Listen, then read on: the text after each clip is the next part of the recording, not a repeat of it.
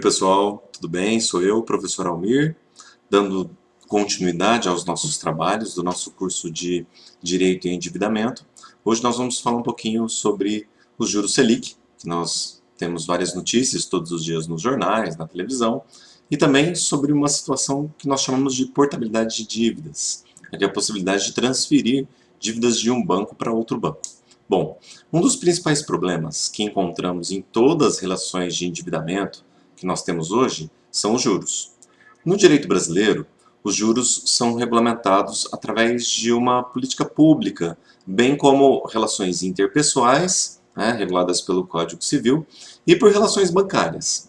As discussões sobre os juros são praticamente tão antigas quanto o próprio uso da moeda. O controle sobre taxa de juros na economia representa hoje um instrumento para o controle de inflação por parte do Estado, com influência decisiva no consumo e na atividade produtiva do país. Esse controle público, que é realizado sobre os juros, se dá através da atuação do chamado Conselho de Política Monetária, ou Copom, que pode alterar ou manter uma taxa de juros chamada Selic.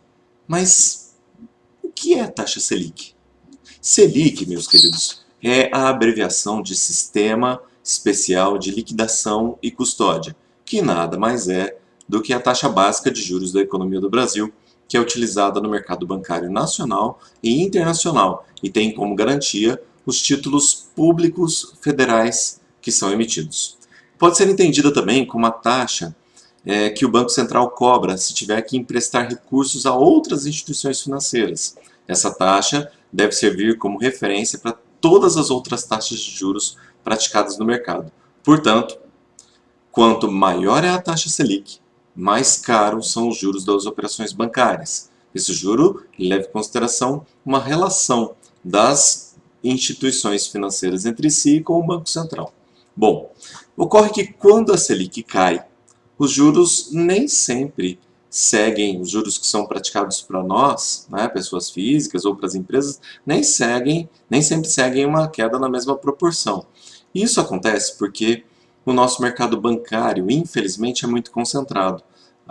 Aproximadamente 80% do nosso mercado bancário está nas mãos de só 5 instituições financeiras. Então, infelizmente, nós não conseguimos transmitir a mesma queda da Selic para as relações jurídicas privadas de uma forma geral. De forma geral, as taxas mais relacionadas com a Selic que nós temos hoje são o empréstimo de capital de giro, empréstimo para pessoa física e cartão de crédito. Isso está muito associado à Selic. Já as taxas menos relacionadas à Selic são as de longo prazo, como, por exemplo, financiamentos imobiliários, financiamentos de casa própria. E importante, pessoal, se você já contratou o empréstimo ou financiamento, as flutuações da Selic não vão alterar as taxas de juros que são cobradas de vocês. Portanto, em muitos casos, uma boa solução para quando nós temos essa mudança nas taxas Selic é buscar a portabilidade de dívida. Isso significa que você, como advogado, ou mesmo sem ter uma graduação em Direito, pode atuar em seu favor, ou então em benefício dos seus clientes, que estão com contratos elaborados em épocas que os juros estavam mais altos.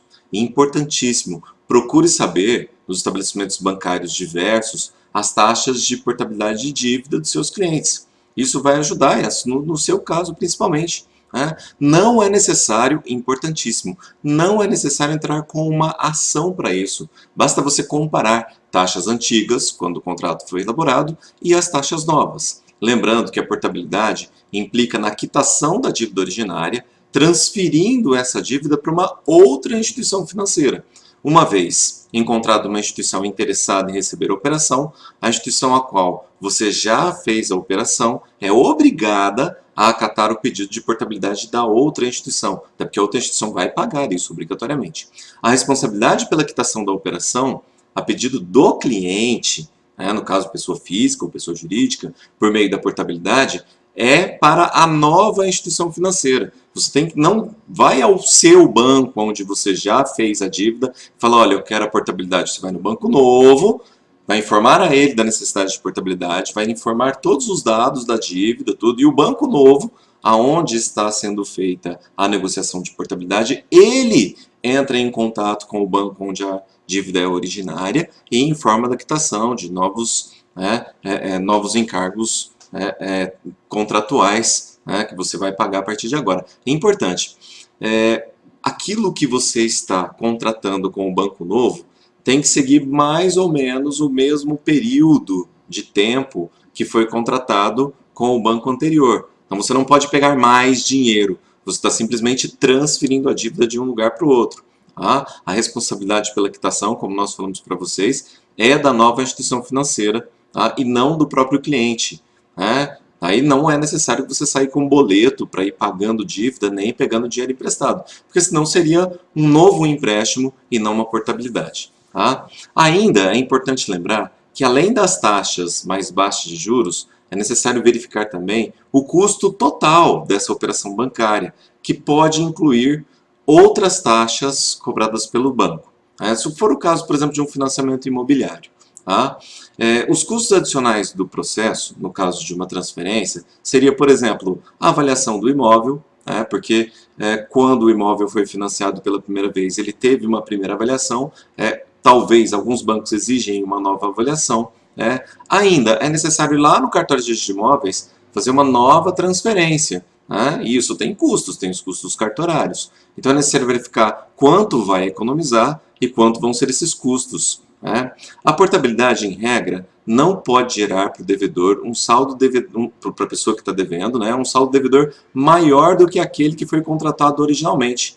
A ideia não é renegociar a dívida, mas sim transferir a dívida para outra instituição financeira com juros mais baixos, que foi o que eu falei para vocês. Por isso o Banco Central determina, atenção, é o Banco Central que determina isso, que o valor e o prazo da nova operação contratada pelas pessoas físicas para fins de portabilidade não pode ser superior ao valor do saldo devedor e o prazo remanescente da operação original a ser liquidada, porque senão isso é um novo empréstimo. Lembrando mais uma vez, as instituições podem cobrar tarifa por portabilidade? A resposta disso depende da data em que a dívida foi realizada. Se a dívida foi realizada antes de 2007, é possível cobrar uma taxa de quitação. Depois de 2007, isso não vai acontecer mais, isso já não está mais permitido. Se você ainda não for o cliente da instituição bancária também, que vai conceder o novo crédito também, ela pode ter uma abertura, tarifas de abertura de confecção de cadastro para início de relacionamento, mais custos necessários para troca de informações e transferência de recursos entre as instituições. Com relação à instituição que você já tem operação, lembrando apenas isso, dívidas anteriores a 2007 é permitido ainda, pela resolução do Conselho Monetário Nacional, cobrança de tarifas de quitação. Dívidas depois de 2007, não é permitido isso. Então, pessoal, com isso eu gostaria de lembrar a vocês, resumindo tudo agora que nós falamos, que a portabilidade é um mecanismo muito bom para reduzir custos de dívidas antigas que foram feitas sobre uma taxa de juros mais alta. Então, enquanto nós tivemos, principalmente há 10 anos atrás, 2009, 2010, nós tivemos taxas de juros bem mais elevadas do que nós temos hoje. Se esses contratos ainda estão em vigência, e se esses contratos estão sendo pagos regularmente, é possível você verificar se em outras instituições bancárias há uma taxa de juros um pouco menor para a mesma contratação. Lembrando, é necessário que você esteja em dia com os pagamentos para fazer essa portabilidade. Se a pessoa já está em dívida, além dos encargos principais, há também uma série de outras multas e penalidades que podem recair sobre o inadimplemento, e não é caso de portabilidade. Você tem que fazer um novo empréstimo para quitar o empréstimo original. Isso não é portabilidade. Para nós termos portabilidade, nós temos que ter uma dívida anterior com uma taxa de juros mais alta, o devedor tem que estar em dia com as suas prestações, ele encontra uma outra instituição bancária com juros menores para a mesma situação, no mesmo prazo, e essa economia de juros que ele vai fazer compensa a transferência de uma instituição bancária para outra instituição bancária. Tudo bem? Então, a portabilidade é um mecanismo muito tranquilo, muito bom, né, para dívidas antigas com juros mais altos. Se a pessoa já está inadimplente ou se não há essa diferença de juros, não há necessidade, né, nem se justifica termos portabilidade de dívidas. Tudo bem, pessoal? Então, por hoje nós concluímos a nossa aulinha. Se você gostou, né, você pode dar o seu joinha aqui no nosso vídeo. E lembrando que na próxima semana eu vou apresentar mais um vídeo para vocês. Vamos continuar falando um pouquinho sobre juros. E a ideia é que nós tenhamos pelo menos um vídeo por semana. Então depois vocês podem pegar o material dessa aula comigo e fiquem com Deus. Tomara que vocês gostem bastante de todo o nosso trabalho durante o semestre. Um grande abraço.